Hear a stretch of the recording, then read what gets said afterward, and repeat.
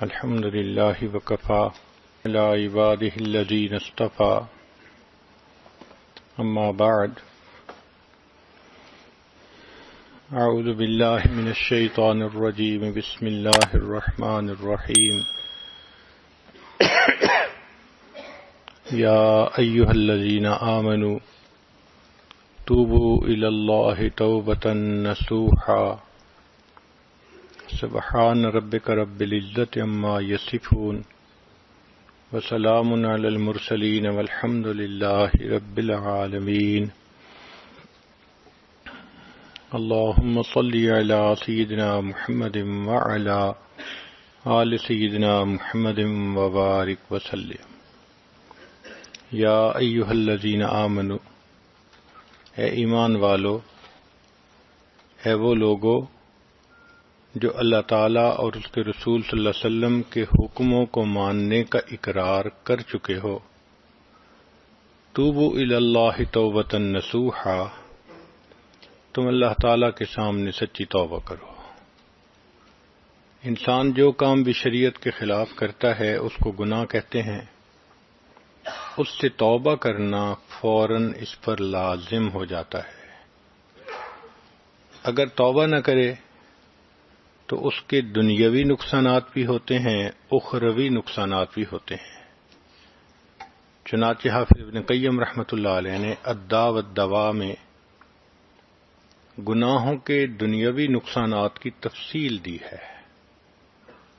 مثال کے طور پر نیکی کرنے کو دل نہیں چاہتا،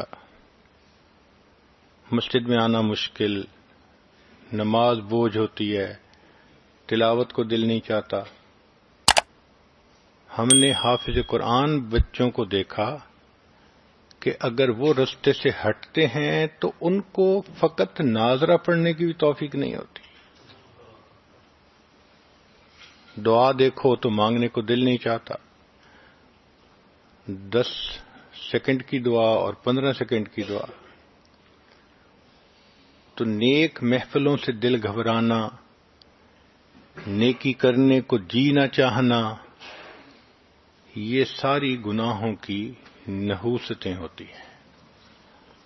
ایک اور اثر گناہوں کا یہ ہوتا ہے کہ دل بے چین ہوتا ہے۔ چنانچہ انسان کے پاس جتنا مال ہو، جیسا چاہے کھائے، جیسا چاہے پیے، جہاں چاہے سوئے، دل پریشان، دل پریشان، ایسے لگتا ہے کہ خوشیاں روٹھ گئی ہیں۔ ڈپریشن کی کیفیت ہوتی ہے۔ ایئر کنڈیشن کمرے میں کمبل کے اندر نرم گدوں پہ لیٹا ہوتا ہے، نیند نہیں آتی، کروٹیں بدلتا ہے۔ یہ دل کی بے چینی گناہوں کی نحوست کی وجہ سے ہوتی ہے۔ پھر زندگی میں برکت نہیں رہتی، وقت میں برکت نہیں، کام نہیں سمٹتے، صحت میں برکت نہیں، جوانی ہے اور کرونک ڈیزیزز کا شکار۔ اب اگر 22 سال کا نوجوان آ کر کہے کہ مجھے لو بیک کی پین ہے تو حیرت نہیں ہوگی تو کیا ہوگا؟ 18 سال کا بچہ کہتا ہے جی میں بیٹھا اٹھتا ہوں مجھے آنکھوں میں اندھیرا آ جاتا ہے۔ تو صحت میں برکت نہیں، وقت میں برکت نہیں، رزق میں برکت نہیں۔ جتنے گھر کے بندے اتنے کماتے ہیں، خرچے پھر پورے نہیں ہوتے، برکت نہیں ہے۔ قوت یاداشت میں برکت نہیں، کوئی بات یاد کرو تھوڑی دیر بعد بھول جاتی ہے۔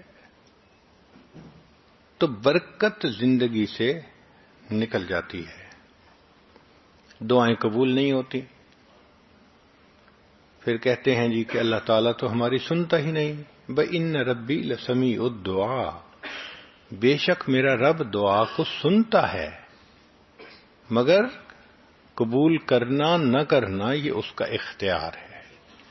ہم بھی تو گھروں میں ایسے ہی کرتے ہیں، جو بچہ اچھی بات مانتا ہو، فرما بردار ہو، نیک ہو، ماں باپ کا دل خوش کرے، وہ آدھی بات کرے ہم پوری کر دیتے ہیں، اور جو بچہ دل دکھائے، نافرمان ہو، اس کی سنی انسنی کر دیتے ہیں۔ تو اللہ تعالیٰ بھی نافرمان بندے کی سنی انسنی کر دیتے ہیں۔ ورنہ تو ہم روز نماز میں کہتے ہیں سمع اللہ لمن حمدہ. تو اللہ تعالیٰ پھر دعائیں قبول نہیں فرماتے. نعمتوں میں زوال آ جاتا ہے، عزتوں میں سے ذلت کے نقشے نکل آتے ہیں، اولاد نافرمان بن جاتی ہے. کہتے ہیں جی کہ ایک وقت تھا لوگوں سے لاکھوں لینے تھے، آج لوگوں کے لاکھوں دینے ہیں. حضرت ایک وقت تھا مٹی کو ہاتھ لگاتے تھے سونا بن جاتی تھی، آج تو سونے کو ہاتھ لگاتے ہیں مٹی بن جاتا ہے. نعمتیں چلی جاتی ہیں. جو پروردگار نعمتیں دینا جانتا ہے وہ پروردگار نعمتیں لینا بھی جانتا ہے. پھر نعمتیں اللہ تعالیٰ لے لیتے ہیں واپس، کام ادھورے رہ جاتے ہیں. وہ جی بس ڈیل ہوتے ہوتے رہ جاتی ہے. بس حضرت بچی کا رشتہ دیکھنے لوگ آتے ہیں، خوش ہو کے بھی جاتے ہیں، دوبارہ کوئی نہیں آتا. کاموں کا ادھورا رہ جانا، یہ گناہوں کی نحوستیں ہوتی ہیں. ان سب کا ایک ہی علاج ہے کہ ہم گناہوں سے سچی پکی توبہ کر لیں. گناہوں سے توبہ کرنے کے فضائل تو آپ نے یقیناً کئی مرتبہ علماء سے سنے ہوں گے، لیکن آج کی اس مجلس میں اس سے ایک قدم آگے بڑھ کر بات کرنی ہے کہ کوئی بندہ توبہ کرنا چاہتا ہے تو اس کو کیا کرنا چاہیے. یہ بھی ایک پروسیس ہے توبہ کا کرنا. توبہ کرنے والے کے ذہن میں کئی سوالات ہوتے ہیں، کئی اشکال آتے ہیں، وہ کنفیوزڈ ہوتا ہے کچھ باتوں میں. تو توبہ کے پروسیس کو کلیریفائی کرنا، ایکسپلین کرنا، یہ آج کا ٹاپک ہے. سب سے پہلی بات کہ 4 چیزیں شرائط کہلاتی ہیں: گناہوں کو چھوڑ دینا، گناہوں پہ نادم ہونا، آئندہ گناہ نہ کرنے کا عہد اور ارادہ کرنا، اور حقوق العباد کی معافی تلافی کروانا. یہ 4 شرائط ہیں. تائب کو چند کام کرنے چاہیے. مسجد کے گیٹ کو بلاک کر رہے ہیں کوئی، تو وہ ذرا مسجد کے گیٹ کا خیال کریں.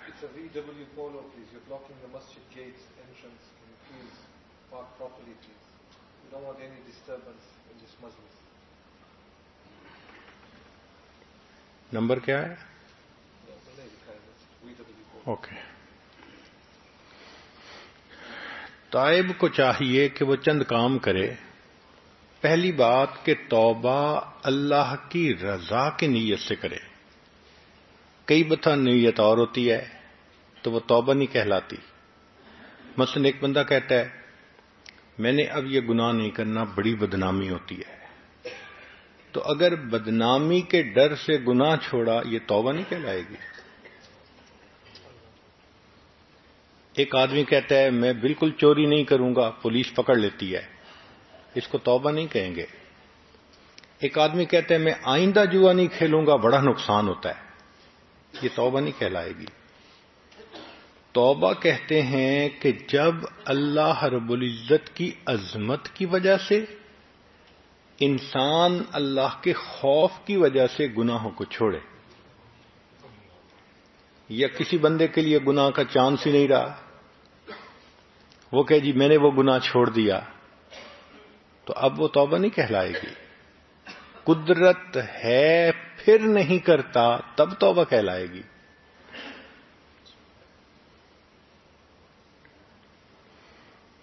تو تائب کو چند کام کرنے چاہیے. سب سے پہلے کہ برے دوستوں سے جدائی اختیار کرے. یہ سب سے پہلا کام ہے اور اہم کام ہے. اگر ایک گندی نالی کے اندر کوئی ہیرا موتی پڑا ہو، آپ اس کے اوپر 5-10 جگ پانی کے ڈال دیں، وہ پھر گندے کا گندا، پھر ناپاک ہوگا. لیکن اگر اس گندی نالی سے اس کو نکال لیں، اب آدھا جگ پانی بھی ڈالیں گے تو وہ صاف پاک ہو جائے گا. اسی طرح توبہ کرنے والا بندہ جب تک بروں کی دوستی میں ہے وقتی اثر ہوگا، پھر ویسے کا ویسا. تو پہلی شرط کہ ان سے الگ ہونا. امام غزالی رحمت اللہ علیہ نے لکھا ہے، یار بد مارے بد سے بھی زیادہ برا. فارسی میں یار بد کہتے ہیں برے دوست کو، اور مارے بد کہتے ہیں زہریلے سانپ کو. تو وہ کہتے ہیں کہ برا دوست زہریلے سانپ سے بھی زیادہ برا. یہ بات سمجھ میں آتی ہے کہ اگر زہریلے سانپ نے کاٹ لیا انسان کی جان ضائع ہو جاتی ہے، اگر برا دوست ڈس لے انسان کا ایمان ضائع ہو جاتا ہے. تو برا دوست برے سانپ سے بھی زیادہ، زہریلے سانپ سے بھی زیادہ برا. آگے انہوں نے ایک بات اور لکھی، وہ فرماتے ہیں کہ یار بد شیطان سے بھی زیادہ برا. شروع میں جب یہ بات پڑھی تو اس کو ڈائجسٹ کرنا تھوڑا ڈیفیکلٹ ہو رہا تھا. ذہن میں بار بار خیال آ رہا تھا کہ برا دوست کوئی بھی ہوگا کلمہ گو ہوگا، تو کلمہ گو انسان شیطان سے کیسے برا ہو گیا؟ بھئی شیطان تو بدبخت مردود ہے، ملعون ہے، اور یہ مومن کلمہ گو تو ہے، تو یہ شیطان سے کیسے برا؟ مگر امام غزالی رحمت اللہ علیہ نے اس کی آگے ڈیٹیل بتائی اور بات کو بالکل صاف کر دیا. انہوں نے فرمایا کہ شیطان انسان کے ذہن میں گناہ کا وسوسہ ڈالتا ہے، گناہ کا خیال ڈالتا ہے. اس آئیڈیے کو بائی کرنا یا نہ کرنا یہ بندے کا چوائس ہے. آپ چاہیں تو وسوسے کو جھٹک دیں، چاہیں تو اس پر عمل کر لیں. شیطان فورس نہیں کر سکتا، وہ صرف آئیڈیا دیتا ہے، میسج بھیجتا ہے. اب اس پر عمل کریں نہ کریں یہ اپنا اختیار ہے. مگر جو برا دوست ہوتا ہے وہ صرف دماغ میں گناہ کا خیال ہی نہیں ڈالتا، بندے کا بازو پکڑ کر اس سے گناہ کا ارتکاب کروا دیتا ہے. تو معلوم ہوا کہ برا دوست شیطان سے بھی زیادہ برا ہوتا ہے. اور عجیب بات ہے کہ ہم روزانہ اللہ تعالی سے وعدہ کرتے ہیں کہ اے اللہ ہم نے بروں کی دوستی کو چھوڑ دیا. باوضو ہو کر حالت نماز میں اللہ سے روز وعدہ کرتے ہیں، روز دن میں توڑتے ہیں. وتر کی نماز میں ہم کیا پڑھتے ہیں؟ وَنَخْلَعُ وَنَتْرُكُ مَن يَفْجُرُكَ. اے اللہ ہم نے خلو اختیار کر لیا، علیحدگی حاصل کر لی، چھوڑ دیا ہر اس بندے کو جو فاسق و فاجر ہے. تو رات اللہ سے یہ وعدہ کیا اور دن ہوا تو انہی فاسق و فاجر دوستوں سے دوستی ہوئی. اب سوچئے کہ ہمارا کیا حال ہے اللہ رب العزت کے سامنے. تو برے دوستوں سے قطع تعلقی کرنا یہ سب سے پہلا کام ہے. دوسرا کام کہ توبہ میں تاخیر پر بھی توبہ کرنا. یہ نقطہ رہ جاتا ہے کئی مرتبہ. مثلا گناہ کیا تھا کالج کے زمانے میں، توبہ کی توفیق اب ملی. اب ایک توبہ نہیں ہے، گناہ کر کے فی الفور توبہ کا کرنا لازم ہو جاتا ہے. اگر اس میں ڈیلے کریں گے تو یہ دوسرا گناہ بنے گا. لہذا اب اگر ہمیں گناہ سے توبہ کرنی ہے تو ایک گناہ سے نہیں، دو گناہوں سے کرنی ہے. ایک تو گناہ پر توبہ، ایک گناہ کو توبہ کو ڈیلے کر دینے کے اوپر پھر توبہ کرنا. تیسرا اپنے نفس پہ اعتماد نہ کرے. یہ نہ سوچے میں تو جی بس صرف ان کے ساتھ کھڑے ہو کے پیپسی کی بوتل پی لیتا ہوں اور ان کی باتیں سن لیتا ہوں، میں برائی نہیں کرتا، میرے دوست برے ہیں. بھائی اپنے نفس پہ اعتماد مت کریں. آج آپ کھڑے ہو کے صرف بوتل پئیں گے، کل اس سے اگلا قدم بھی اٹھا لیں گے. نفس انسان کا فرشتہ بھی بن جائے تو بندہ اس پہ بھی اعتماد نہ کرے.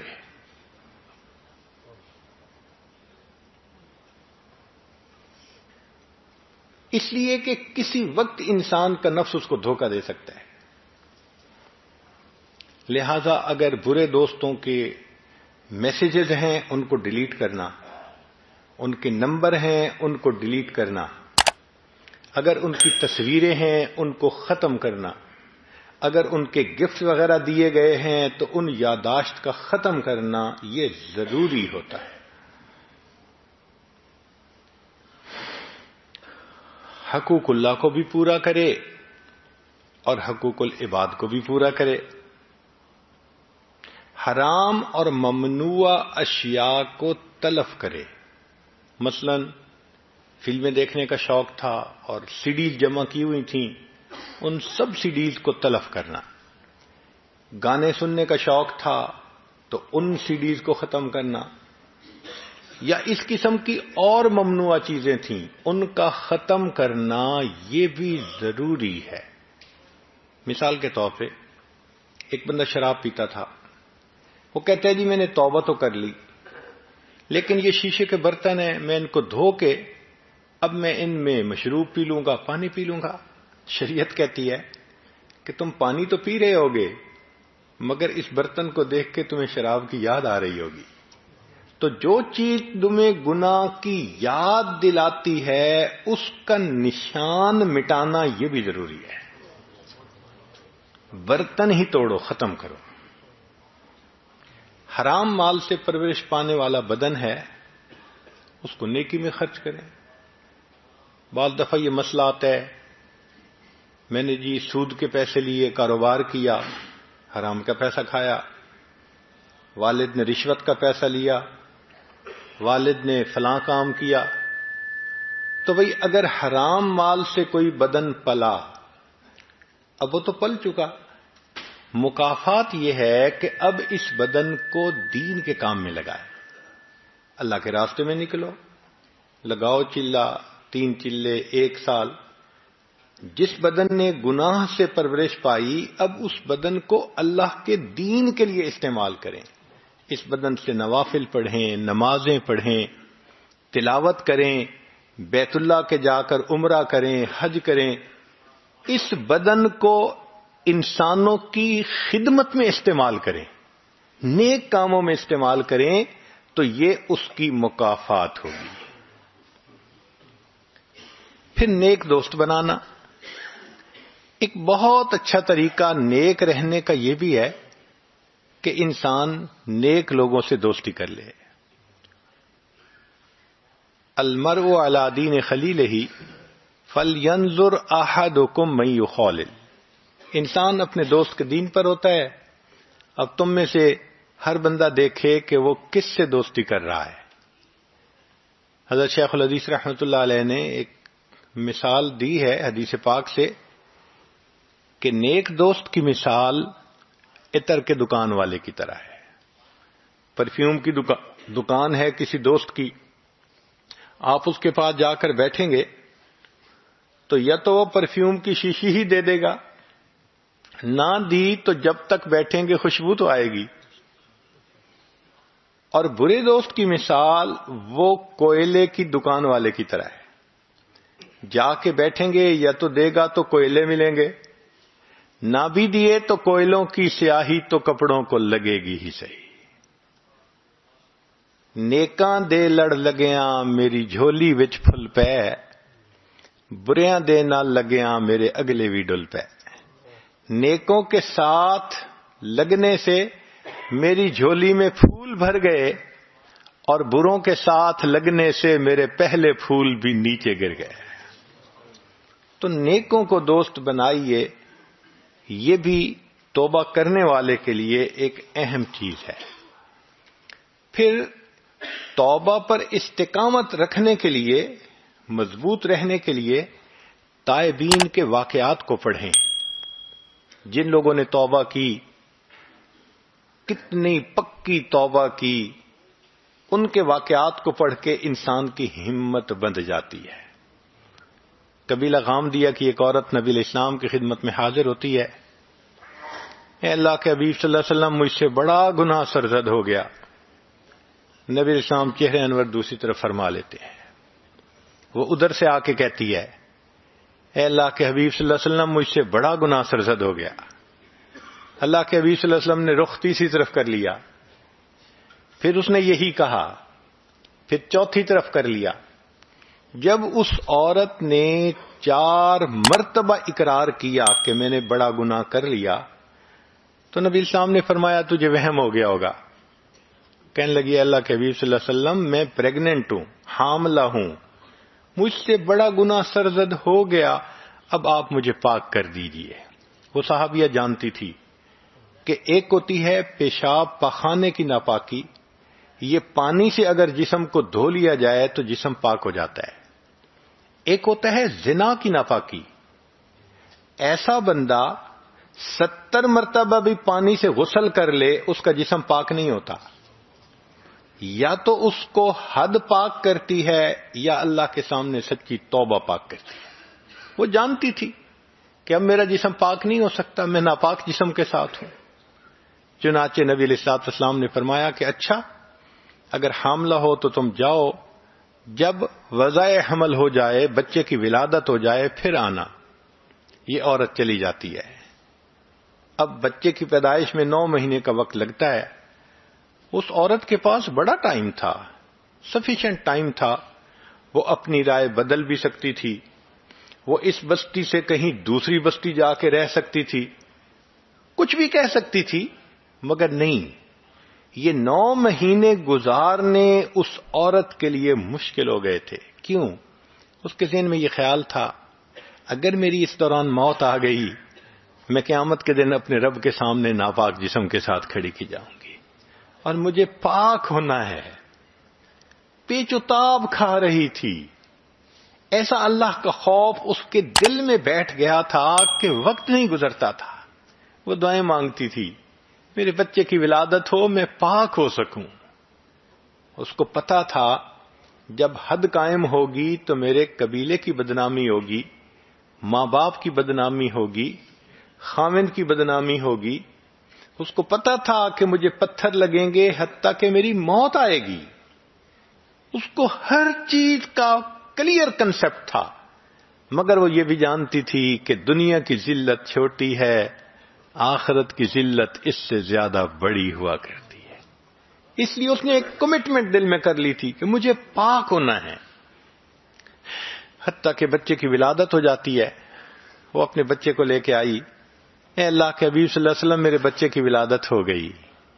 نبی صاحب نے فرمایا اچھا جاؤ اس کو دودھ پلاؤ. اب دودھ پلانے میں 2 سال آمین کاملین 2 سال لگ جاتے ہیں. اب سوچئے 2 سال پھر اس عورت کو گزارنے پڑے, مگر اس عورت کے لیے یہ وقت گزارنا مشکل تھا. حتیٰ کہ اس نے دودھ چھڑوایا, بچے کو کوئی سالڈ روٹی کا ٹکڑا کھانے کو دیا اور پھر لے کے آئی. اے اللہ کے حبیب صلی اللہ علیہ وسلم بچے نے کھانا کھانا شروع کر دیا, اب میں دودھ پلا کے فارغ ہو گئی. نبی اسلام نے فرمایا اچھا اب اس پہ حد قائم کی جائے. چنانچہ اس پر حد قائم کی گئی. اس کو پتھر مارتے ہوئے ایک صحابی نے ذرا کچھ ناگواری کے الفاظ کہہ دیے کہ تجھے اپنے خاندان کی ذلت کا بھی احساس نہ ہوا کہ تو نے ایسا بڑا کام کرتوت کر لیا, منہ کالا کیا. جب انہوں نے اس قسم کی بات کہی, نبی السلام نے فرمایا لقد تابت توبۃ, اس عورت نے ایسی سچی توبہ کی ہے لو قسمت بین 70 من اہل المدینہ وسعتهم, اگر مدینہ کے 70 گنہگاروں پر توبہ کا ثواب تقسیم کیا جاتا اللہ 70 کے گناہ معاف فرما دیتے. یہ ہیں سچی توبہ کرنے والے لوگ جو بتا دیتے ہیں کہ ہاں واقعی عہد ایسے کیا جاتا ہے. اب تائب کے دل میں یہ اشکال پیدا ہوتا ہے, میں نے جی تو 13-14 سال کی عمر سے گناہ کرنا شروع کیا اور اب تو میری عمر 40 سال ہو گئی, میں نے تو بہت گناہ کیے. ٹھیک ہے گناہ بہت زیادہ ہیں, مگر اللہ کی رحمت اس سے بھی زیادہ ہے.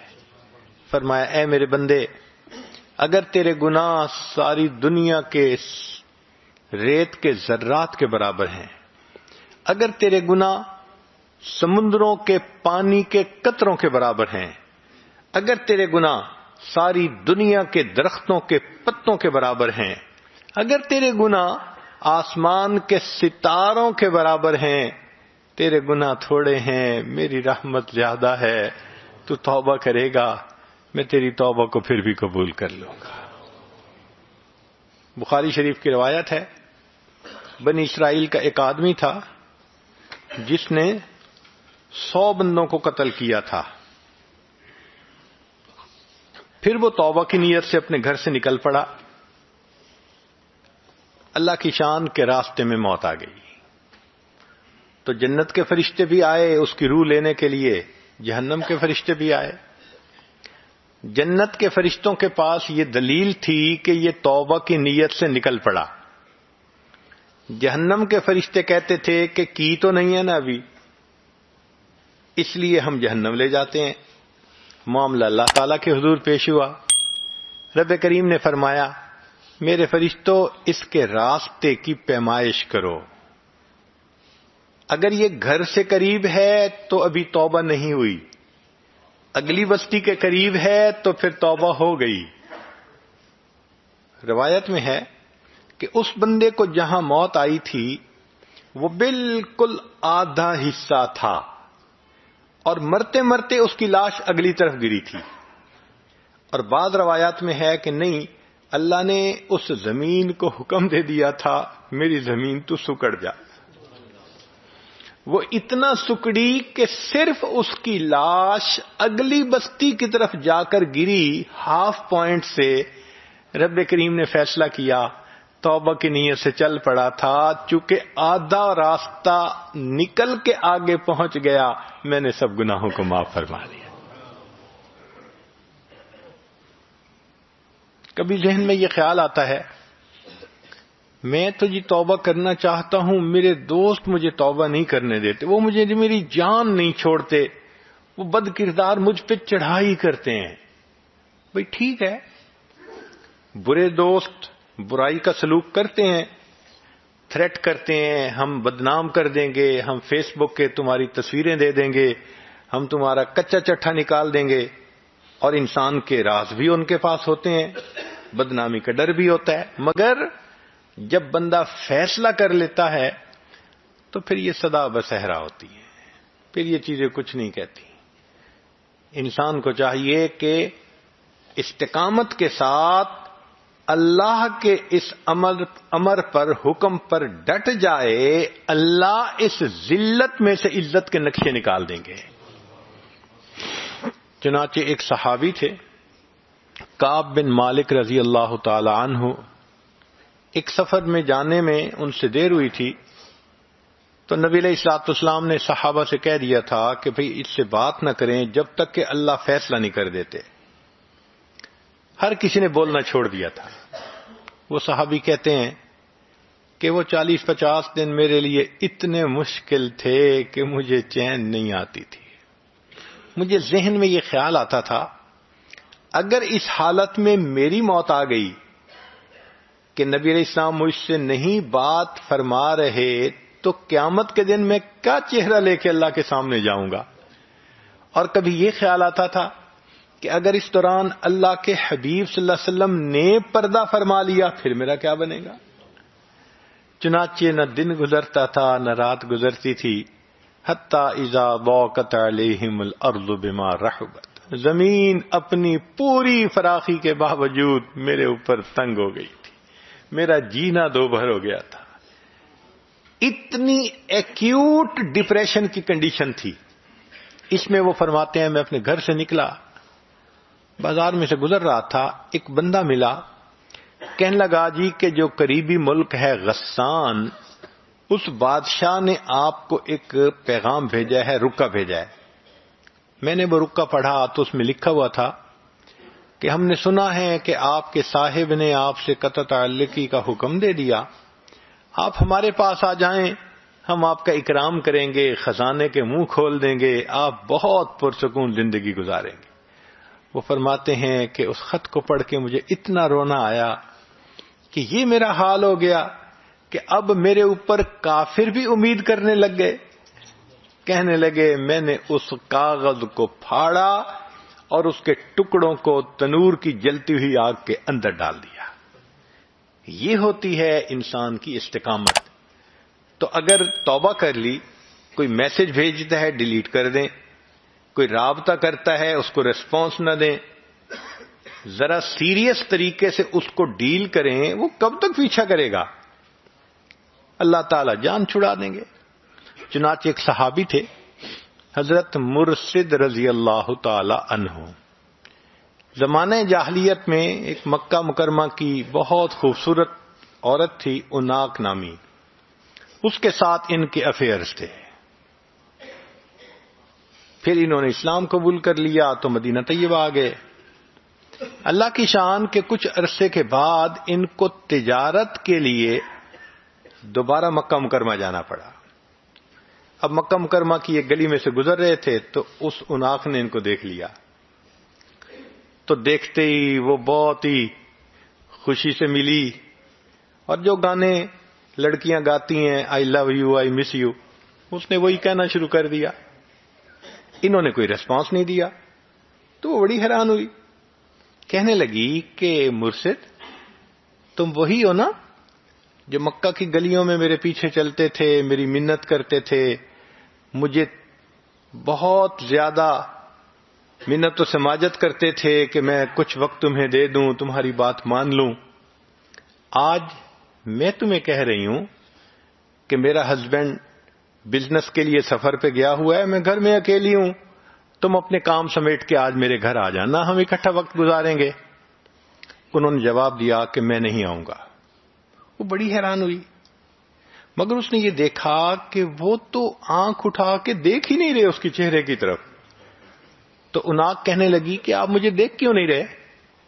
وہ صحابی کہتے ہیں اب ان آنکھوں نے اس ہستی کو دیکھ لیا ہے کہ جس کو دیکھنے کے بعد یہ کسی غیر محرم کو نہیں دیکھ سکتی. پھر نہیں سمجھی پوری طرح. اس کو کیا پتا کہ یہ نبی علیہ السلام کی صحبت کا شرف پا چکے. اس نے آگے ہاتھ بڑھایا، چونکہ طبیعت میں بہت ایک دوسرے کے ساتھ آزادی تھی.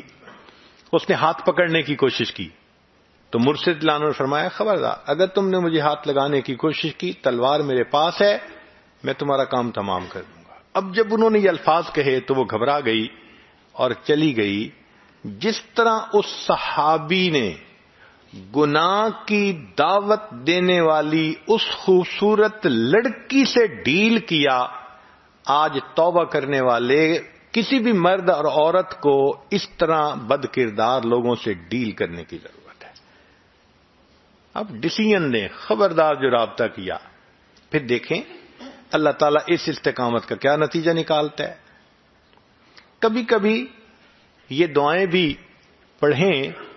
حدیث پاک میں ہے اللہم انا نجعلک فی نحورہم ونعوذ بک من شرورہم اللہم استر عوراتنا وآمن روعاتنا.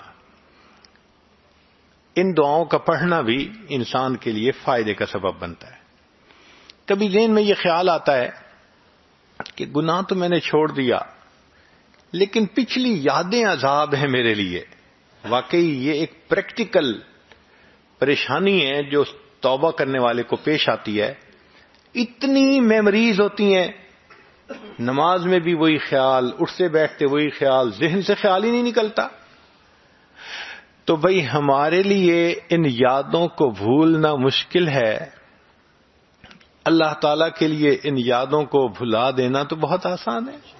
تو اللہ سے دعا مانگیں، 2 رکعت نفل پڑھیں، اللہ تعالیٰ ایسے یادیں ذہن سے نکال دیں گے کہ کبھی بھولے سے بھی خیال نہیں آئے گا.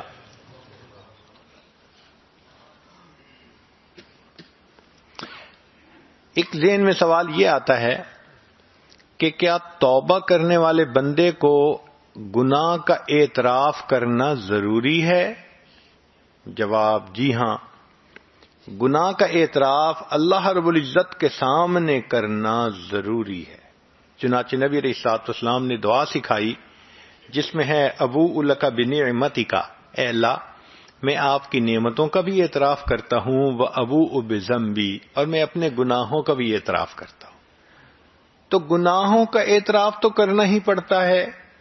دنیا میں کر لے تو بہت بہتر، ورنہ جہنم میں جا کے تو ہر بندہ کے اعتراف کر لے گا. قرآن مجید میں ہے کہ جہنمی جب جہنم میں جائیں گے تو فرشتے حیران ہو کے پوچھیں گے ما جاءکم النذیر، تمہیں کوئی سمجھانے والا ڈرانے والا نہیں آیا تھا؟ قالوا بلی قد جاءنا نذیر، کہیں گے ہاں آئے تو تھے سکھانے والے، سمجھانے والے، ڈرانے والے، ہم نے ان کی بات پہ توجہ ہی نہیں کی. ہم نے کہا کوئی چیز نازل نہیں ہوئی، فلاں نہیں فلاں نہیں. اور آخر پر نتیجہ نکالیں گے لو کنا نسمع، اے کاش اگر ہم سنتے ان کی بات، او نعقلو، یا ہمارے اندر عقل کی رتی ہوتی، ما کنا فی اصحاب السعیر، ہم دوزخ میں جانے والوں میں سے نہ بنتے. فاعترفوا بذنبہم فسحقا لاصحاب السعیر. اللہ فرماتے ہیں اپنے گناہوں کا اعتراف کریں گے اس وقت. تو بھئی یا تو دنیا میں اعتراف کر لیں اللہ کے سامنے تنہائی میں بیٹھ کے اور معافی مانگ لیں، ورنہ پھر جہنم میں جا کے تو ہر بندے کو اعتراف کرنا ہی پڑے گا.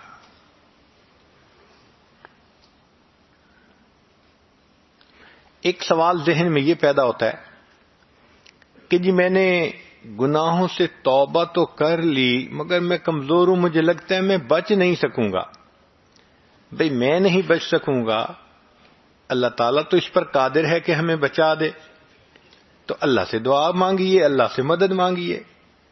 علماء نے لکھا ہے کہ جو شخص گناہ سے بچنے میں اللہ کی مدد مانگتا ہے، اللہ فرماتے ہیں اس بندے کی مدد کرنا میرے اوپر لازم ہو جاتا ہے. اللہ پر کوئی چیز لازم نہیں ہے، مگر سمجھانے کی خاطر یہ لفظ استعمال ہوا ہے کہ اللہ فرماتے ہیں کہ یہ مجھ سے مدد مانگ رہا ہے. اور نقطہ انہوں نے یہ نکالا کہ دیکھیں تسمیہ میں اللہ رب العزت نے ذاتی نام بھی استعمال کیا، صفاتی نام بھی استعمال کیے. سبحان، جیسے بسم اللہ الرحمن الرحیم، اللہ کا نام بھی ہے، یہ اسم ذات کہلاتا ہے. اور رحمان اور رحیم یہ صفاتی نام ہے. مگر تعوذ میں اللہ نے صرف اسم ذات کو استعمال کیا ہے. اعوذ باللہ من الشیطان الرجیم، ایسے نہیں ہے جیسے بسا اوقات قراء پڑھتے ہیں اعوذ باللہ السمیع العلیم من الشیطان الرجیم، نہیں ایسے نہیں ہے. اللہ نے صرف اسم ذات کو استعمال کیا. کیوں؟ صفاتی نام سے کنفیوژن ہو سکتا ہے. اب جیسے اللہ کے صفاتی نام ہیں وہ کئی مرتبہ مخلوق کے لیے بھی استعمال ہوتے ہیں. اللہ سمیع اور بصیر ہیں، انسان کو بھی فرمایا فجعلناہ سمیعا بصیرا. اللہ تعالیٰ رؤوف الرحیم ہے، اللہ نے اپنے حبیب صلی اللہ علیہ وسلم نے فرمایا بالمؤمنین رؤوف الرحیم. تو صفاتی نام میں یہ شائبہ ہو سکتا ہے کہ اس نے اللہ کو پکارا ہے یا یہ صفت رکھنے والے کسی اور کو پکارا ہے. اللہ نے تعوذ میں صفاتی نام ہی نہیں رکھا، فرمایا میرے بندے تم میرے دشمن شیطان سے بچنا چاہتے ہو نا، میں اپنا ذاتی نام رکھتا ہوں، بائی نیم تم مجھے پکارو گے، میں پروردگار تمہاری حفاظت کر کے دکھاؤں گا. تو جو بندہ گناہوں سے بچنے کے لیے اللہ سے مدد مانگتا ہے نا، یقیناً اللہ کی مدد اترتی ہے. ہاں اگر کوئی بندہ دیکھتا ہے کہ ابھی بھی میرے اندر قوت نہیں، تو ایک اور بھی طریقہ ہے، اللہ والوں کے ساتھ مل کر توبہ کے کلمات پڑھ لینا. ہم نے دیکھا ہے اپنے شیخ حضرت مرشد عالم رحمت اللہ علیہ کو، ان کی صحبت میں بہت بگڑے ہوئے نوجوان آتے تھے، توبہ کے کلمات پڑھتے تھے، ان کی زندگیاں بدل جاتی تھیں. یہ جو مل کے توبہ کے کلمات پڑھنے ہیں اس کی بھی اہمیت ہے. دیکھیے قرآن مجید میں اللہ فرماتے ہیں فَاسْتَقِمْ كَمَا أُمِرْتَ وَمَنْ تَابَ مَعَكَ، اے میرے محبوب صلی اللہ علیہ وسلم اب بالکل شریعت پر جمے رہیے، اور جو آپ کے ساتھ توبہ طائب ہوئے. یہ جو تابا معک کا لفظ ہے نا قرآن کا، یہ بتا رہا ہے کہ یہ بھی ایک فضیلت ہوتی ہے، یہ بھی ایک نسبت ہوتی ہے جو صحابہ کو نبی علیہ السلام سے حاصل کر لی تھی، اللہ نے اس کی لاج رکھی. پھر تو یہ جو کسی کے ساتھ مل کے توبہ کے کلمات پڑھ لیتے ہیں، اس سے اللہ تعالیٰ انسان کو پھر نیکی کی توفیق عطا فرما دیتے ہیں۔ کبھی کبھی ذہن میں یہ بھی خیال آتا ہے، اچھا جی میں توبہ کر لوں گا، اللہ بڑا رحیم ہے، اللہ نے کسی کو تو معاف کرنا ہی ہے، اللہ معاف کر دے گا۔ بھئی اللہ رحیم ہے، معاف کر دیں گے، یہاں تک تو بات ہے صحیح، لیکن اگر موت کے وقت ایمان ہی سلامت نہ رہا تو پھر کیا بنے گا؟ حدیث پاک میں ہے، کتنے لوگ ہوتے ہیں ان کے نام ساری زندگی مسلمانوں کی فہرست میں رہتے ہیں، موت کا وقت آتا ہے ان کا نام مسلمانوں کی فہرست سے خارج کر دیا جاتا ہے۔ کتنے لوگ ہوں گے قرب قیامت میں یصبح مؤمنا و یمسی کافرا، نبی اسلام نے فرمایا صبح اٹھیں گے ایمان والے ہوں گے، شام سونے کے لیے بستر پہ جائیں گے ایمان سے خالی ہوں گے۔ تو بھائی یہ جو ایمان سلب ہونے کی بھی باتیں ہیں، کہیں ایسا تو نہیں کہ گناہوں کے بد اثرات کی وجہ سے ایمان ہی سلب ہو جائے، پھر کیا بنے گا؟ رحمت تو ہوگی نا ان کے لیے جو ایمان کے ساتھ چلے گئے، اور ایمان سے ہی محروم تو پھر کہاں سے رحمت کا سوال پیدا ہوا؟ اور علماء نے لکھا ہے کہ کچھ گناہوں کے بد اثرات عین موت کے وقت ظاہر ہوتے ہیں، ان میں سے ایک گناہ زنا کا گناہ ہے۔ اس زنا کے گناہ کے اثرات دنیا میں تو ہوتے ہی ہیں، موت کے وقت بھی ظاہر ہوتے ہیں۔ میں نے ایک مرتبہ حضرت مرشد عالم رحمۃ اللہ علیہ سے یہ بات پوچھی، حضرت میں چھوٹا بھی ہوں، کم علم بھی ہوں، ناسمجھ بھی ہوں، تو مجھے کچھ باتیں نہیں سمجھ میں آتی، آپ اگر اجازت دیں تو میں آپ سے پوچھ لیا کروں۔ حضرت بہت خوش ہوئے، فرمان لگے پوچھا کرو۔ تو میں نے یہ سوال پوچھا کہ حضرت تلبیس ابلیس کتاب میں ایک واقعہ پڑھا ہے، ایک حافظ قرآن تھا جس نے کہ بد نظری کی، شہوت کی نظر کسی پر ڈالی، اور اس کی وجہ سے 20 سال کے بعد وہ قرآن پاک سے محروم ہو گیا، قرآن پاک سینے سے ہی نکل گیا۔ تو میں نے کہا کہ حضرت اس ایک مرتبہ کسی غیر کو دیکھنے پر اتنی بڑی محرومی کہ قرآن پاک سے محروم ہو گیا، یہ تو بہت بڑی سزا ہے۔ تو حضرت نے فرمایا اصل میں یہ اللہ کی غیرت کا معاملہ ہے۔ وہ کیسے؟ کہ اللہ تعالیٰ چاہتے ہیں میرے بندے، نعمتیں میں نے دیں، پیدا میں نے کیا، اب تیرا دل میری محبت کے لیے وقف ہونا چاہیے، یہ میرا گھر ہے۔ جب ہم اپنے دل میں اللہ کی بجائے کسی غیر محرم کو بساتے ہیں اور اس کی محبت دل میں لاتے ہیں، اب کسی عورت کے گھر ذرا کسی اور عورت کو لا کے بٹھاؤ نا، پھر دیکھو وہ کیسے ریئیکٹ کرتی ہے۔ تو فرمایا یہ اللہ کی غیرت کا معاملہ ہے، اور اللہ کو جب غیرت آتی ہے پھر اللہ تعالیٰ کوئی بھی سزا دے سکتے ہیں۔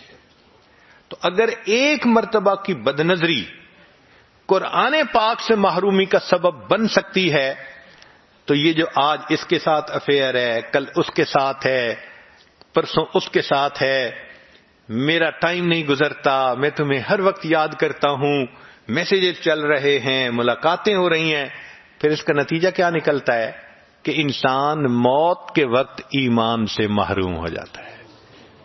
علماء نے لکھا ہے زبان پہ فالج پڑ جاتا ہے، کلمہ پڑھنا بھی چاہے کلمہ نہیں پڑھ سکتا، اللہ توفیق چھین لیتے ہیں۔ تو اس لیے ایسے گناہوں سے توبہ کرنی فی الفور ضروری ہے۔ ایک سوال ذہن میں یہ پیدا ہوتا ہے کہ میں گناہ کرتا تھا، توبہ کر لی، پھر 1 مہینے میں نے گناہ نہیں کیا، پھر 1 مہینے کے بعد شیطان نے بہکا دیا، میں نے پھر گناہ کر لیا، تو کیا اب گناہ کرنے سے پہلی توبہ ٹوٹ گئی؟ جواب، پہلی توبہ نہیں ٹوٹی، وہ تو قبول ہو چکی۔ ہاں اب جو گناہ ہوا اس گناہ سے اب پھر توبہ کرنی یہ ضروری ہو گئی ہے۔ دیکھیں نا، آپ کے سیل فون کے اندر 100 میسیجز ہیں اور آپ سب کو ڈیلیٹ کر دیتے ہیں، اس کے بعد اگر کوئی میسج بھیج دیتا ہے تو پرانے میسج واپس تو نہیں نہ آ جاتے, وہ تو ڈیلیٹ ہو چکے. تو پہلی توبہ ہو چکی. اب اگر پھر گناہ ہو گیا بالفرض تو نئے سرے سے اس گناہ سے پھر توبہ کرنے کی ضرورت ہے. کبھی ذہن میں یہ خیال آتا ہے میں 2 گناہ کرتا ہوں, ایک تو میں لڑکی کے ساتھ افیئرز ہیں, اور دوسرا یہ کہ میں حرام کاروبار بھی کر رہا ہوں. میں فی الحال لڑکی سے گناہ جو کر رہا ہوں اس سے توبہ کر لیتا ہوں. یعنی ایک گناہ کرتے ہوئے کیا دوسری گناہ سے میں توبہ کر سکتا ہوں؟ جواب جی ہاں کر سکتے ہیں. آپ اس گناہ سے توبہ کر لیجئے, عین ممکن ہے اس کی برکت سے اللہ آپ کو دوسرے سے بھی توبہ کی توفیق عطا فرما دیں گے. ورنہ عورتیں کہتی ہیں میں پردہ تو کرتی نہیں, میں نماز کیا پڑھوں. بھائی پردہ نہیں کرتی, آپ نماز شروع کریں, اللہ پردے کی بھی توفیق دے دیں گے. ذہن میں یہ آتا ہے کہ جی میں نے تو پچھلے 20 سال سے نمازیں نہیں پڑھی, قضا کرتی تھی. تو بھائی اگر آپ نے کسی کا قرض ادا نہیں کیا اور اب ایک وقت میں دے بھی نہیں سکتے تو کیا کرتے ہیں, اس کی انسٹالمنٹ بنا لیتے ہیں. انسٹالمنٹ دینا شروع کر دیتے ہیں تو قرض لینے والے کو بھی تسلی ہو جاتی ہے. تو جس کی 20 سال کی نمازیں رہتی ہیں اس کو چاہیے کہ روزانہ 5 نمازیں کم از کم قضا پڑھا کرے. نوافل قبول نہیں ہوتے جس کی قضا نمازیں بچتی ہوں. اس کو چاہیے کہ نوافل کی بجائے بھی قضا نماز کی نیت کرے. تہجد میں قضا نماز پڑھے, اشراق کے وقت پڑھے, چاشت کے وقت, اوابین کے وقت, ہر وقت یہ پڑھے. ہاں جب اشراق کے وقت قضا نماز پڑھے گا اللہ خود بخود نماز بھی قبول کر لیں گے, نفلوں کا ثواب بھی دے دیں گے.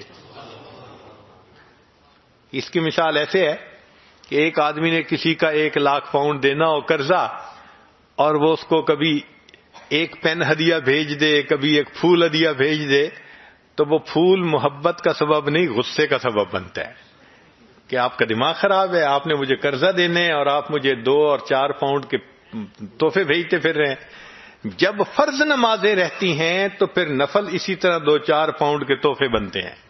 اس لیے قضا نمازیں پڑھنی اہم ہوتی ہیں.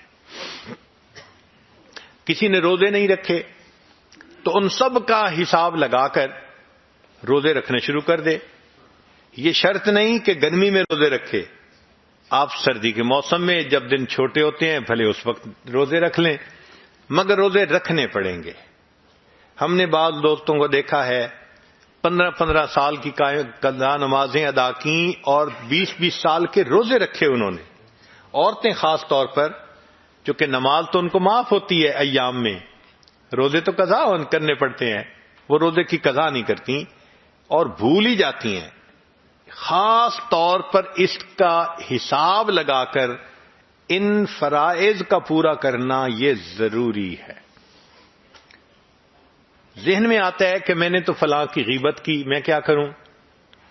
بھئی اگر آپ نے غیبت کی تو اب آپ ان سے معافی مانگ لیجئے, اور معافی مانگتے ہوئے ان کو ڈیٹیل بتانے کی ضرورت نہیں ہے. اگر ڈیٹیل بتائیں گے تو یہ دشمنی بن جائے گی, الٹا کام خراب ہو جائے گا. ہاں اتنا کہہ دیں جی آپ کے حقوق میں اگر مجھ سے کوئی کوتاہی ہوئی آپ مجھے معاف کر دیں. شریعت کہتی ہے اس نے کہہ دیا معاف کر دیا تو بھی معاف ہو گیا. اگر اس نے سن کر فقط مسکرا دیا کوئی بات نہیں پھر بھی معاف ہو گیا. تو دنیا میں تو معاف کروانا بڑا آسان ہے. ہمارے ایک بزرگ تھے, ان کی بڑی خوبصورت عادت تھی کہ جب کسی سے جدا ہونے لگتے تو کہتے کہ بھئی آپ کے تو میرے اوپر بڑے حقوق تھے, میں کمزور ہوں, پورے نہیں کر سکا, اس کوتاہی کو آپ معاف کر دیجیے. اللہ اکبر. دنیا میں خامن بیوی سے معافی مانگ لے, بیوی خامن سے معافی مانگ لے, دوست دوست سے مانگ لے, دنیا میں معافی مانگنی آسان ہے, قیامت کے دن معافی ملنا مشکل کام ہے. قیامت کے دن اگر اللہ نے پوچھ لیا بتا تو نے فلاں کو کمینہ کیوں کہا تھا, فلاں کو ذلیل کیوں کہا تھا, بتا تو نے فلاں کو بے ایمان کیوں کہا تھا, تو جب انبیاء تھراتے ہوں گے اس وقت انسان کیا جواب دے سکے گا؟ آج وقت ہے معافی مانگنے کا. ایک آدمی کہتا ہے کہ جی میں نے غیبت تو کی مجھے یاد بھی نہیں، تو بھئی اللہ سے معافی مانگو، اور اگر اس سے معافی مانگ نہیں سکتے، وہ دور چلا گیا، ایڈریس نہیں، تو اب اس کے بارے میں اللہ کے سامنے استغفار کرو. ہو سکتا ہے اس استغفار کا ثواب اللہ اتنا دے دے کہ قیامت کے دن اس کے غیبت کے گناہ کا اس کو ثواب مل جائے. ایسا کرنا ضروری ہے. ایک آدمی کہتا ہے جی میں تو قتل کر بیٹھا. شریعت کہتی ہے کہ قتل دو طرح کے ہوتے ہیں، ایک قتل عمد انٹینشنل کرنا، ایک ہوتا ہے ان انٹینشنل. مثال کے طور پہ آپ گاڑی سے دفتر جا رہے ہیں، ایکسیڈنٹ ہو گیا، اب کوئی کسی کو مارنے کی نیت سننے نہیں نکلے تھے، ہو گیا ایکسیڈنٹ، اس کو قتل خطا کہتے ہیں، اس کی دیت دینی ہوتی ہے. جو قتل عمد ہوتا ہے اس کا قصاص دینا ہوتا ہے. تو جو قتل کرے اس پر 3 کام ہوتے ہیں شریعت کے مطابق. ایک، جو اس کے ورثاء ہیں ان کو قصاص ادا کرے، پہلی بات. نمبر 2، اللہ کے سامنے توبہ کرے کہ اللہ کے حکم کو توڑا اس نے. اور نمبر 3، جس بندے کو قتل کیا اس کے لیے استغفار کرے. اس کے لیے استغفار کرنا بھی اس کے اوپر واجب ہوتا ہے. 3 کام کرے گا اللہ اس گناہ کو بھی معاف فرما دیں گے. ایک بندہ کہتا ہے میں نے چوری کی مال کسی کا، شریعت کہتی ہے چوری کا مال واپس لوٹاؤ. کہتا ہے جی وہ تو بندہ ہی فوت ہو گیا، بھئی اس کے ورثاء کو لوٹاؤ. اور جی ورثاء بھی اب نہیں پتا کون کون ہے. شریعت کہتی ہے اچھا اتنے پیسے کو تم اللہ کے راستے میں اس نیت سے صدقہ کر دو، اللہ قیامت کے دن اتنا اجر دے دینا کہ اس بندے کا مطالبہ پورا ہو جائے اور میں اس فرض سے سبکدوش ہو جاؤں.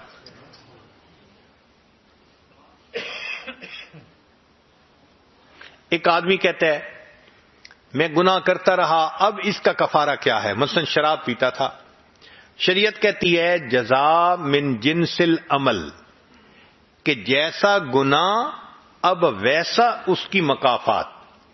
بھئی آپ شراب پیتے تھے، اب آپ کوشش کر کے ایسے علاقے میں پانی کا انتظام کریں جہاں غریب لوگ ہیں اور پانی اویلیبل نہیں.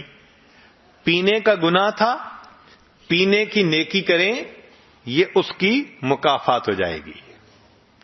اگر ایک انسان بدکاری کا مرتکب ہوتا تھا، اس کو چاہیے کہ نیک علماء یا نیک بچیاں جن کے نکاح میں کوئی رکاوٹ ہے، ان کے والدین کے پاس تیاری کے پیسے نہیں، ان کے نکاح میں تعاون کرے، تو پاک دامنی کے کاموں میں لوگوں کی ہیلپ کرے گا، اللہ تعالیٰ اس بدکاری کے گناہ کی مکافات فرما دیں گے. ایک بات اور کہ طریقہ کیا ہے توبہ کرنے کا، سن لیجئے. سیدنا صدیق اکبر رضی اللہ تعالیٰ عنہ نے روایت کی ہے نبی علیہ الصلوۃ والسلام سے، فرماتے ہیں ما من رجل یذنب ذنبا ثم یقوم فیتطہر ثم یصلی رکعتین ثم یستغفر اللہ غفر اللہ لہ. کوئی بندے نے گناہ کر لیا، اب اس کو چاہیے کہ وہ وضو کرے، پھر 2 رکعت صلاۃ التوبہ کی نیت سے پڑھے، اور اس کے بعد اگر وہ توبہ کرے، استغفار کرے، اللہ تعالیٰ اس کی توبہ کو قبول فرما لیتے ہیں. تو ہمیں صلاۃ التوبہ 2 رکعت تہجد میں پڑھیں، عشاء کے بعد پڑھیں، ایسے وقت میں جب ذہن یکسوئی ہو، تو اللہ تعالیٰ اس طرح بندے کی توبہ کو قبول فرما لیتے ہیں. آخری بات کہ توبہ کرتے ہوئے دل کی کیفیت کیا ہونی چاہیے، یہ بہت اہم ہے. اس پہ انحصار ہے توبہ کے قبول ہونے کا. چنانچہ دل کی کیفیت کیسی ہونی چاہیے، اس کے لیے ایک واقعہ ہے جس کو وہب ابن منبہ رحمۃ اللہ علیہ نے نقل کیا. یہ پہلے بنی اسرائیل سے تھے، پھر توبہ کی، اسلام قبول کر لیا، اور انہوں نے کچھ واقعات بنی اسرائیل کے نقل کیے. یہ واقعہ انہی میں سے ہے. واقعہ عجیب ہے کہ بنی اسرائیل کا ایک نوجوان تھا جو بڑا سرکش تھا، بہت خطا کار تھا. سمجھاتے بھی تھے تو اس کے کان پہ جوں نہیں رینگتی تھی، سنی انسنی کر دیتا تھا۔ بستی والے تنگ آ گئے تھے، حتیٰ کہ بستی والوں نے مشورہ کیا اب اگر اس نے یہ حرکت کی نا تو ہم اس کو پٹائی بھی کریں گے اور اس کو ہم بستی سے نکال دیں گے۔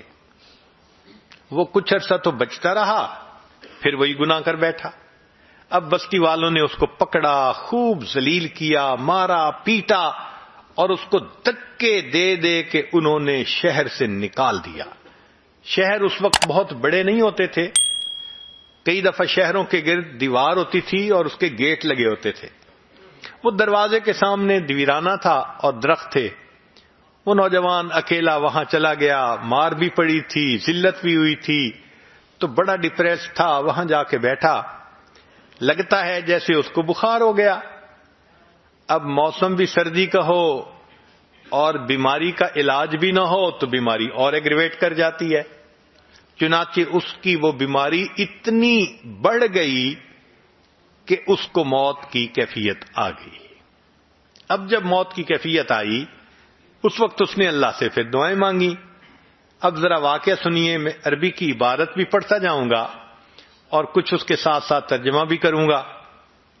کان فی زمن موسیٰ علیہ السلام شاب عاتن، موسیٰ علیہ السلام کے زمانے میں ایک نوجوان تھا جو بڑا سرکش تھا، مسرف علی نفسہ، اپنی جان پہ بڑا ظلم کرتا تھا۔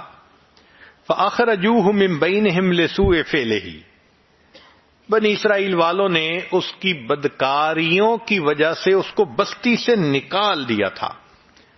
فحضرته الوفاة فی خربۃ علی باب البلد، بستی کے دروازے پر ویرانے میں اس کو موت آ گئی۔ فاوحی اللہ تعالی، جب اس کو موت آ گئی تو اللہ تعالی نے موسیٰ علیہ السلام کی طرف وحی نازل فرمائی، اے میرے پیارے موسیٰ علیہ السلام، ان ولی من اولیائی حضرہ الموت، میرے اولیاء میں سے ایک ولی کو موت آ گئی ہے۔ فاحذرہ، آپ جائیے، وغسلہ، اور اس کو غسل دیجیے، وصلی علیہ، اور اس کا جنازہ پڑھیے، وقل لمن کثر عصیانہ یحضر جنازتہ لاغفر لہم، اور اعلان کر دیجیے کہ جس بندے کے گناہ بہت زیادہ ہوں وہ آ کر اس کا جنازہ پڑھ لے، جنازہ پڑھنے پر میں پڑھنے والے کے بھی گناہ کو معاف کر دوں گا۔ اللہ اکبر کبیرہ۔ اب جب موسیٰ علیہ السلام کو یہ وحی نازل ہوئی تو موسیٰ علیہ السلام نے تو آگے فرمایا وَاحْمِلْهُ إِلَيَّ، اس کو آپ دفن کیجئے، لِأَكْرِمَ مَثْوَاهُ، تاکہ میں اپنے اس ولی کو اچھا ٹھکانہ عطا کروں۔ فنادى موسیٰ علیہ السلام فی بنی اسرائیل، موسیٰ علیہ السلام نے بنی اسرائیل میں اعلان کروا دیا، لوگو ایک ولی کی موت آئی ہے، جو چاہے میرے گناہ بخشے جائیں، جا کے جنازہ پڑھ لے، اس کے گناہ معاف کر دیے جائیں گے۔ فَكَثُرَ النَّاسُ، کثیر تعداد میں لوگ جنازہ پڑھنے کے لیے اکٹھے ہو گئے۔ فَلَمَّا حَضَرُوهُ عَرِفُوهُ، جب انہوں نے اس بندے کو دیکھا تو اس کو پہچانا، کہنے لگے فقالوا یا نبی اللہ، اے اللہ کے نبی صلی اللہ علیہ وسلم، ھذا ھو الفاسق، یہ تو وہی بدکار ہے، الذی اخرجناہ، جس کو ہم نے بستی سے نکال دیا تھا دھکے مار مار کر۔ فتعجب موسیٰ من ذلک، موسیٰ علیہ السلام بھی بڑے حیران، ہے تو وہی، اور مجھے کہا گیا کہ ولیوں میں سے ولی کی موت آ گئی، جائیے جنازہ پڑھیے، یہ تو وہ بدکار ہے۔ جب موسیٰ علیہ السلام حیران ہو گئے، فأوحى اللہ الیہ، اللہ نے ان کی طرف وحی نازل فرمائی، صدقوا وہم شہدائی الا انہ لما حضرہ الوفات فی ہذہ الخربۃ، یہ لوگ ٹھیک کہہ رہے ہیں، یہ وہی بدکار انسان ہے۔ معاملہ یہ ہے کہ جب اس بدکار انسان کی موت آنے لگی، نظر یمنۃ و یسرۃ، اس نے اپنے دائیں طرف دیکھا اور اس نے اپنے بائیں طرف دیکھا، فلم یرا حمیما ولا قریبا، کوئی اس کا دوست نہیں تھا، کوئی اس کے پاس رشتہ دار نہیں تھا۔ اس وقت اس نے فریاد کی، اللہ کوئی میرا یار ہوتا جو یاری کرتا، دلدار ہوتا دلداری کرتا، میری ماں ہوتی غمخواری کرتی، میری بیوی پاس ہوتی خدمت کرتی۔ اللہ میرے پاس تو کوئی بھی نہیں، اور اے اللہ وَرَآ نَفْسَهُ غَرِيبَةً وَحِيدَةً ذَلِيلَةً مُنْكَسِرَةً، اور اس نے اپنے آپ کو دیکھا تنے تنہا ہوں، اکیلا ہوں، اور دل ٹوٹا ہوا ہے، اور گھر سے اس کو دھتکار دیا گیا۔ اس وقت اس نے یہ کہا، فَرَفَعَ بَصَرَهُ إِلَيَّ، اس نوجوان نے آسمان کی طرف آنکھ اٹھا کر دیکھا، اور اس وقت اللہ سے یہ ہم کلامی کی، اللہ میرا کوئی نہیں، اللہ تیرے سوا اکیلا ہوں، کوئی دوست نہیں، کوئی رشتہ دار نہیں، کوئی غمخوار نہیں، میں کس حال میں ہوں، ذلت اور پستی کی کیفیت میں۔ اے اللہ فرفع بصرہ الیہ، اور اس کے بعد اس نے عجیب بات کی، کہنے لگا الہی عبد من عبادک، تیرے بندوں میں سے ایک بندہ تو ہوں نا، گنہگار صحیح، تیرے بندوں میں سے خارج تو نہیں نہ ہوا، بندہ تو ہوں نا میں تیرا۔ الہی عبد من عبادک، اللہ تیرے بندوں میں سے بندہ ہوں، غریب فی بلادک، اپنے دیش سے مجھے دھکے دے کے نکال دیا گیا ہے۔ لو علمت ان عذابی یزید فی ملکک، اگر میں جان لیتا کہ مجھے عذاب دینے سے آپ کی شان بڑھ جائے گی، وَأَنَّ عَفْوُكَ عَنِّي يَنْقُصُهُ مِن مُلْكِكَ، اور مجھے معاف کر دینے سے آپ کے خزانوں میں کمی آ جائے گی، لَمَّا سَأَلْتُكَ الْمَغْفِرَةَ، اللہ میں آپ سے مغفرت طلب نہ کرتا۔ مگر آپ نے حضرت موسیٰ علیہ السلام کی طرف یہ وحی بھیجی ہے کہ انی انا الغفور الرحیم، بے شک میں بڑا غفور اور بڑا رحیم ہوں، اور اے میرے اللہ لیس لی ملجأ ولا رجاء الا الیک، میری کوئی جائے پناہ نہیں، کوئی میرا ہمدرد اور خیرخواہ نہیں سوائے آپ کے۔ اے اللہ آپ میرے اوپر مدد کر دیجئے، فلا تخیب رجائی، اللہ میری امید جو آپ کے ساتھ ہے اس کو ناکام نہ کیجئے، توڑیے نہیں۔ یا موسیٰ، اے موسیٰ علیہ السلام، افکان یحسن بی ان اردہ وہو غریب علی ہذہ الصفۃ، کیا یہ بات مجھے سجتی تھی کہ وہ مجھے اس طرح عاجزی اور زاری سے پکار رہا ہے، میں اس کی دعاؤں کو رد کر دیتا۔ وقد توسل الی بی، اس نے میری صفات کا مجھے واسطہ دیا، میری رحمت کا واسطہ دیا۔ وتضرع الی، اور اس نے میرے سامنے کتنی آہو زاری کی۔ وعزتی، مجھے اپنی عزت و جلال کی قسم، لو سألنی فی المذنبین من اہل الارض جمیعا، اگر اس وقت وہ نوجوان جتنی عاجزی زاری کر رہا تھا، فریاد کر رہا تھا، وہ ساری زمین کے گناہگاروں کی معافی کے بارے میں بات کرتا، لوہبتہم لہ لذل غربتہ، میں اس کی دعا کو قبول کر کے ساری دنیا کے گناہگاروں کو معاف کر دیتا۔ اللہ آپ کتنے مہربان ہیں، ایک بندے کی فریاد آپ کو اتنی اچھی لگتی ہے، آپ فرماتے ہیں ساری جہان کے خطا کاروں کو میں معاف کر دیتا۔ اللہ تعالیٰ آگے فرماتے ہیں، یا موسیٰ انا کہف الغریب، جس پردیسی کا کوئی وطن نہیں ہوتا اس کی جائے پناہ میں ہوتا ہوں، وحبیبہ، جس کا کوئی دوست نہیں ہوتا اس کا دوست میں ہوتا ہوں، وطبیبہ، جس کا پرسان حال کوئی نہیں ہوتا اس کا پرسان حال میں ہوتا ہوں، وراحمہ، اور جس پر ترس کھانے والا کوئی نہیں ہوتا اس پر ترس کھانے والا میں پروردگار ہوتا ہوں۔ جب پروردگار اتنے مہربان ہیں کہ بندے پہ ترس کھا لیتے ہیں، ہمیں چاہیے ہم آج کی اس محفل میں سچی پکی پکی نیت کر کے توبہ کریں اور دعا مانگیں کہ اے اللہ ہماری توبہ کو قبول کر لیجئے، گناہوں کے ان تمام بوجھوں کو ہمارے سر سے ہٹا دیجئے۔ وآخر دعوانا ان الحمد للہ رب العالمین۔